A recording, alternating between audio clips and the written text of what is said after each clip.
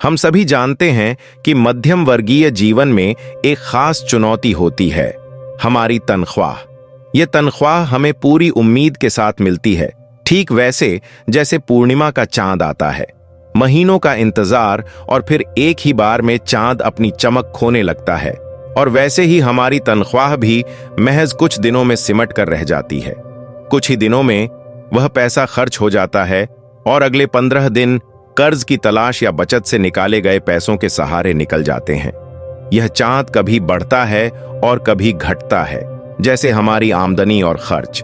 लेकिन सवाल यह उठता है, क्या ऐसा कोई तरीका है जिससे यह चांद यानी हमारी तनख्वाह लगातार बढ़ता जाए? क्या ऐसा कोई तरीका है जिससे हमारा पैसा सिमटने की बजाय बढ़े और हमारे सभी खर्चों को आसानी से पूरा कर सके?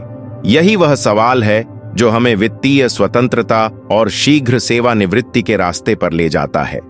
यहां पर बफेट का एक प्रसिद्ध कथन आता है, यदि आप जीवन में सफलता और समृद्धि पाना चाहते हैं तो आपको दूसरों से ज्यादा चालाक नहीं होना चाहिए, आपको बस दूसरों से ज्यादा अनुशासित रहना होगा। इसका मतलब साफ है कि हर महीने पैसा खर्च करने से बेहतर है कि आप अपने पैसे का सही तरीके से निवेश करें। थोड़ा थोड़ा खर्च कम करके अगर आप अपना पैसा निवेश पर लगाते हैं तो वह धीरे धीरे बढ़ने लगेगा और कंपाउंडिंग की शक्ति से कुछ ही सालों में आपकी जीवन शैली बदल सकती है। यह कहानी भी हमें 3 दोस्तों की याद दिलाती है, सुरेश, सुमित और अवि। ये तीनों रामपुर से दिल्ली आए थे, जहां सबकी इंजीनियरिंग की डिग्री तो थी, लेकिन सपने अलग अलग थे। सुमित के मन में हमेशा से अमीर बनने का ख्वाब था और उसका रुझान रियल एस्टेट की ओर था। अवि को शेयर मार्केट में दिलचस्पी थी, जबकि सुरेश सिर्फ अपनी लाइफस्टाइल को अच्छा बनाने की सोच रहा था। सुरेश इन तीनों में सबसे पहले नौकरी पाने वाला था। उसे दिल्ली में 30,000 रुपये का वेतन मिला। सुरेश ने सबसे पहले दिल्ली के शानदार पार्टी कल्चर और शहरी जीवन को एक्सप्लोर करना शुरू किया। उसने महीने के अंत तक इस पैसे को खर्च किया और हर हफ्ते पार्टी करने के लिए कहीं ना कहीं घूमता रहा। वह इस नए जीवन के अनुभव का पूरा फायदा उठा रहा था। 23 साल का सुरेश आजादी और मस्ती में डूबा हुआ था। उसके लिए जिंदगी का मतलब बस आनंद लेना था। सुरेश को किसी भी प्रकार की जिम्मेदारी का सामना नहीं था। उसे सिर्फ अपनी जिंदगी और करियर पर ध्यान केंद्रित करना था, और यही उसने किया। कुछ समय बाद उसने अवि और सुमित से अलग रहने का फैसला लिया और ऑफिस के पास एक सोसाइटी में शिफ्ट हो गया। इस नए अपार्टमेंट का किराया 10,000 से 12,000 रुपये था। अब सुरेश का घर उसके ऑफिस से काफी नजदीक था, जो उसकी जिंदगी को और भी आसान बना रहा था। वहीं सुमित और अवि पांडव क्षेत्र के पुराने इलाके में रहते थे, जहां किराया कम था और जिंदगी आसान थी। पांडव क्षेत्र में वे दोनों अपनी जिंदगियों के अगले कदम को लेकर सोच रहे थे। सुमित को शुरू से ही रियल एस्टेट में दिलचस्पी थी। वह एक नई दिशा में अपना करियर बनाने की सोच रहा था। हालांकि पहले 3 से 4 महीने तक उसे नौकरी नहीं मिली, फिर भी वह हार नहीं माना और अपने पिता से कर्ज लेकर रियल एस्टेट में शिक्षा प्राप्त करना शुरू कर दिया। 2009 में 23 साल के सुमित के पास बहुत कुछ नहीं था, लेकिन एक सपना था। सुमित ने 10 रुपये की चाय और वड़ा पाव पर गुजारा किया, लेकिन इस दौरान उसने जो जानकारी हासिल की वही उसके जीवन का मोड़ बन गई। उसे समझ में आ गया था कि केवल अपनी नौकरी से पैसे कमाने से उसकी जिंदगी में कोई बड़ा बदलाव नहीं आने वाला। उसे सिर्फ एक बड़ा मौका चाहिए था, एक बड़ी खबर और एक बड़ा निवेश। एक दिन उसे यह जानकारी मिली कि अगले 10 से 15 सालों में नई दिल्ली का क्षेत्र बहुत विकसित होने वाला है। यहां मेट्रो आने वाली थी और नई दिल्ली के कई हिस्सों में विकास की लहर चलने वाली थी। ओल्ड पांडव क्षेत्र भी इनमें से एक था, जो जल्द ही एक शानदार हब बनने वाला था। यह खबर सुनकर सुमित ने ठान लिया कि अब समय आ गया है जब वह बड़े कदम उठाए। सुमित ने एक रियल एस्टेट कंपनी में काम करना शुरू किया। हालांकि उनका वेतन बहुत कम था, सिर्फ 15,000 रुपये प्रति माह, लेकिन वह जानते थे कि अगर यह निवेश सही जगह पर किया गया तो इसके परिणाम भविष्य में बहुत शानदार होंगे। कंपनी के द्वारा निर्माण कार्य शुरू होने वाला था और जमीन आवंटित की जा रही थी। सुमित ने बिना किसी देरी के अपने पिता से संपर्क किया और उनसे 1 लाख रुपए का निवेश करने के लिए कहा, यह वादा करते हुए कि अगले 10 सालों में यह संपत्ति बहुत बढ़ेगी और इससे वे पूरी तरह से आर्थिक रूप से स्वतंत्र हो सकते हैं। भारतीय पिता के लिए यह एक बहुत बड़ा कदम था, लेकिन सुमित की मेहनत और संकल्प को देखते हुए उसने उसे मान लिया। 2011 में सुमित ने अपने पिता से वह 1 लाख रुपए लिया और संपत्ति खरीदी। यह संपत्ति तेजी से विकसित हुई, जिसमें शॉपिंग कॉम्प्लेक्स, स्कूल और अन्य सुविधाएं भी शामिल थीं। जैसे जैसे समय बीता, संपत्ति का मूल्य बढ़ता गया। पहले 5 वर्षों में ही उस संपत्ति ने शानदार परिणाम दिखाना शुरू किया। अब सुमित को किराए से 2% की आय मिलनी शुरू हो गई थी और संपत्ति का मूल्य 31,000 हो गया था। इसके साथ साथ उसे 2 लाख का मासिक किराया भी मिलने लगा, जिससे उसकी स्थिति और मजबूत हो गई। अब सुमित की नौकरी में भी सुधार हो रहा था और उसकी मेहनत रंग ला रही थी। उसने साबित कर दिया कि अगर सही जगह निवेश किया जाए तो आर्थिक स्वतंत्रता हासिल की जा सकती है, भले ही शुरुआत में कम ही क्यों ना हो। लेकिन सुमित का यह सफर सरल नहीं था, बल्कि यह उस दृढ़ संकल्प और साहस की कहानी थी जो उसे अपने सपने को सच करने के लिए चाहिए था। वहीं दूसरी ओर सुरेश की जिंदगी 2011 में पूरी तरह से बदल चुकी थी। अब वह 25 साल का हो चुका था और दिल्ली की आकर्षक लाइफस्टाइल का हिस्सा बन चुका था। सुरेश को अब शहर की संस्कृति की आदत हो चुकी थी और वह बिना सोचे समझे अपनी जिंदगी की बड़ी बड़ी खरीदारी करने लगा। सुरेश की सैलरी 50,000 थी और उसकी जिंदगी एक ऐसी राह पर चल रही थी जहां सब कुछ जल्दी चाहिए था। उसने भी वही किया जो उसके सहकर्मी और दोस्त करते थे, एक नई कार खरीदी। 6 लाख रुपए की कार देखकर उसे लगा कि अब समय आ गया है अपनी लाइफस्टाइल को और बेहतर बनाने का। सुरेश का जीवन अब पूरी तरह से बदल चुका था। महंगी चीजें खरीदना, पार्टियां करना और हर नए अनुभव का आनंद लेना उसकी दिनचर्या बन गई थी। लेकिन जब वह अपने दोस्तों के बारे में सोचता तो उसे लगता कि सुमित और अवि अब कहीं बहुत आगे बढ़ चुके होंगे। वह अक्सर अपनी स्थिति पर सोचता था कि क्या मैं उसी जगह हूं जहां मैंने शुरुआत की थी। 11 साल तक नौकरी करने के बाद जब सुरेश 36 साल का हुआ तो उसकी सैलरी 1 लाख रुपए प्रति माह हो गई। अब सुरेश ने फैसला किया कि वह अपना घर खरीदेगा। वह और उसकी पत्नी एक अच्छे घर की तलाश में थे। पांडव क्षेत्र में एक 3 BHK अपार्टमेंट उन्हें बहुत पसंद आया और इसकी कीमत 90 लाख रुपए थी। अब सुरेश और उसकी पत्नी के पास संयुक्त रूप से 2 लाख रुपए की आय थी, लेकिन बावजूद इसके वे 90 लाख रुपए की संपत्ति एक बार में खरीदने में सक्षम नहीं थे। तो उन्होंने अपनी बचत से 20 लाख का डाउन पेमेंट किया और शेष 70 लाख रुपए के लिए लोन लिया।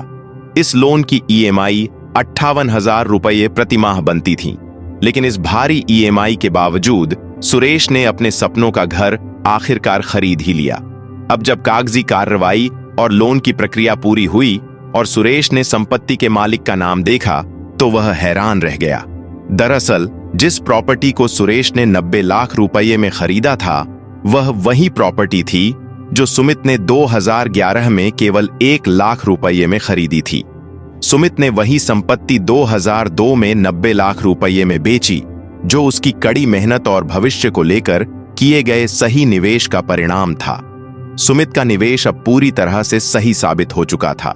2011 में जो पांडव क्षेत्र एक उभरता हुआ क्षेत्र था, वह अब 2002 में पूरी तरह से विकसित हो चुका था। शहर के इस हिस्से में मेट्रो, शॉपिंग सेंटर, स्कूल और अन्य सुविधाएं भी स्थापित हो चुकी थीं। सुमित का रियल एस्टेट में किया गया निवेश अब पूरी तरह से फलित हो चुका था और वह आर्थिक रूप से स्वतंत्र था। सुमित के पास अब नई दिल्ली में 4 संपत्तियां थीं, जिनमें से एक सुरेश ने खरीदी। जब सुरेश ने सुमित से मिलकर उसे बताया कि उसने वही संपत्ति खरीदी है, तो सुमित ने कहा, भाई, मैं 13 साल से रियल एस्टेट में निवेश कर रहा हूं। मैंने नई दिल्ली में तब निवेश किया था जब यहां सिर्फ विकास की शुरुआत हो रही थी। आज यही वह जगह है जहां संपत्ति के मूल्य ने ऊंचाइयों को छुआ है। सुमित ने समझाया कि रियल एस्टेट एकमात्र ऐसा निवेश है जो मुद्रास्फीति से मुक्त होता है। महंगाई बढ़ने के साथ साथ रियल एस्टेट के दाम भी बढ़ते हैं और किराए की शक्ति भी बढ़ती है। उसने बताया कि इस निवेश से वह अब आराम से रिटायर हो सकता है, क्योंकि उसकी संपत्तियां उसे पैसा कमा कर दे रही हैं। जैसे वॉरेन बफेट कहते हैं, यदि आप सोते समय पैसे कमाने का रास्ता नहीं खोजते हैं तो आप अपनी आखिरी सांस तक काम करते रहेंगे। लेकिन सुरेश का हाल ऐसा था कि वह घर की ईएमआई चुकाने के लिए अगले 20 साल तक काम करने की योजना बना चुका था।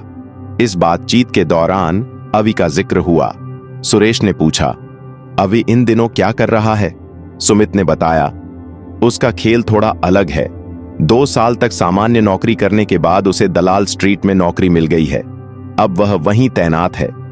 अवि का यह सुनकर सुरेश और सुमित दोनों को एक अजीब सा एहसास हुआ और वे दोनों अवि का इंतजार करने लगे।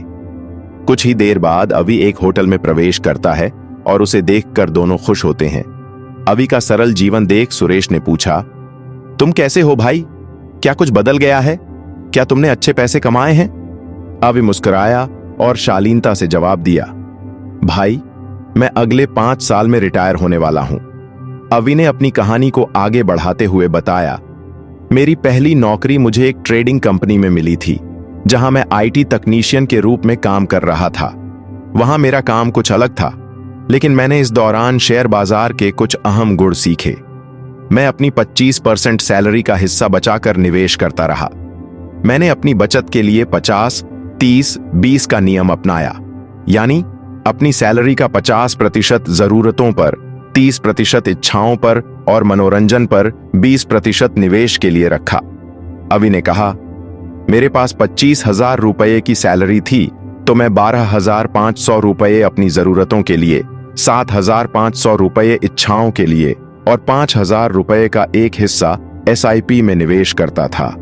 इस एसआईपी को मैंने भारत के निफ्टी 50 इंडेक्स फंड में किया, जो सालाना 10 से 12% का रिटर्न देता है।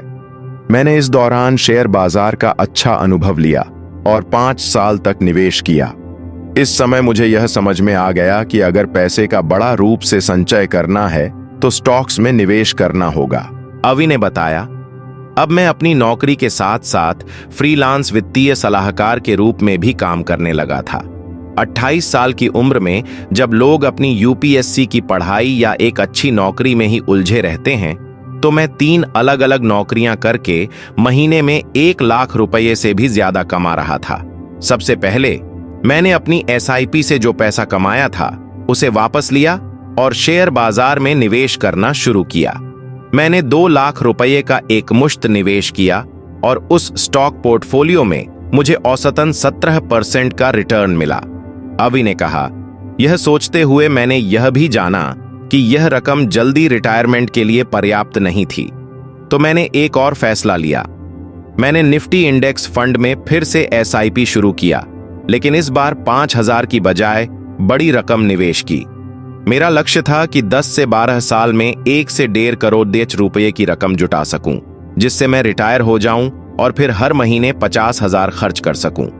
अवि ने आगे समझाया, इसके लिए मैंने कंपाउंडिंग के साथ 3-2 नियम का इस्तेमाल किया। इस नियम के अनुसार अगर आप हर साल एक निश्चित राशि 10% बढ़ाते हैं तो पहले 7 सालों में आपके पास 50 लाख रुपए हो जाएंगे और अगले 3 सालों में वो 50 लाख रुपए और बढ़ जाएंगे। इस तरह अगले 2 सालों में आपको और 50 लाख रुपए मिल जाएंगे। यह कैलकुलेशन बिल्कुल सही था। मैंने अपनी निवेश राशि को 1 लाख रुपए तय किया और उसे कंपाउंडिंग के इस नियम के अनुसार निवेश करना शुरू किया। अवि ने अपने निवेश के परिणामों के बारे में आगे बताया। 5 साल में एसआईपी से 5 लाख कमाने के बाद मैंने शेयरों में 2 लाख रुपए का एक मुश्त निवेश किया और उसे 17% के औसत रिटर्न पर बढ़ने दिया। इसके बाद मैंने अपनी पूरी रणनीति के आधार पर निवेश बढ़ाया और तय किया कि 10 से 12 साल में मैं 1 से 1.5 करोड़ रुपए का फंड बना लूंगा।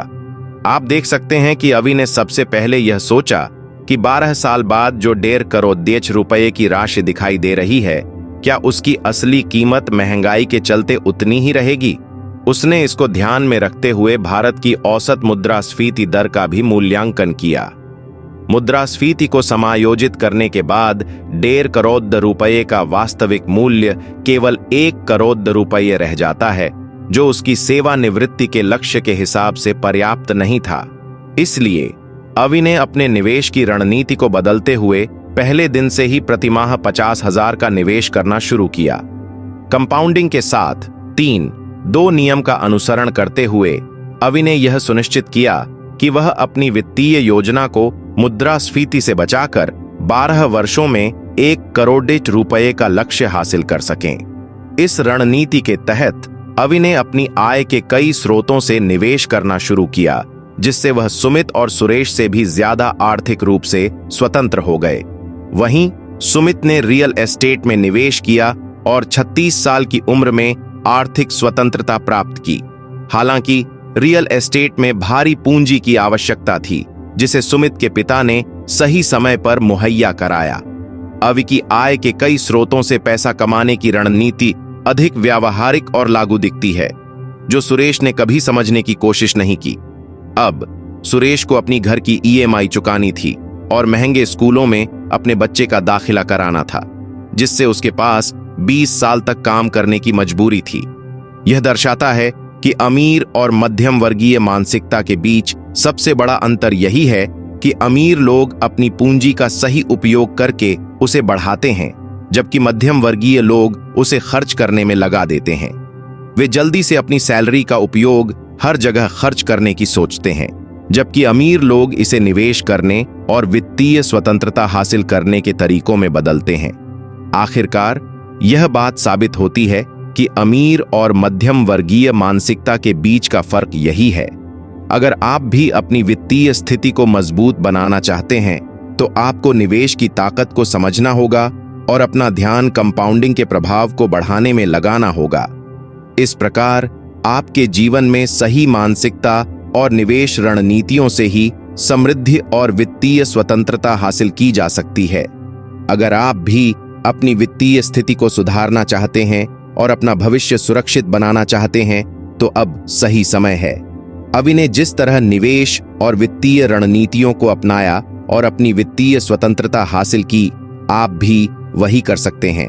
तो दोस्तों, अगर आप चाहते हैं कि आपका अमीरी का सपना सच हो, तो डिजिटाइज ड्रीम को सब्सक्राइब जरूर करें, जहां हम आपको फाइनेंशियल टिप्स, निवेश रणनीतियां, अमीर बनने से संबंधित ऑडियो बुक और भी बहुत कुछ देंगे, जो आपको आर्थिक स्वतंत्रता की ओर ले जाएगा। अगर आपको फाइनेंशियल हेल्प की जरूरत है या आप SBI लाइफ में निवेश करना चाहते हैं, तो हमसे संपर्क जरूर करें। हम SBI लाइफ में काम करते हैं और आपकी मदद करने के लिए हम हमेशा तैयार हैं।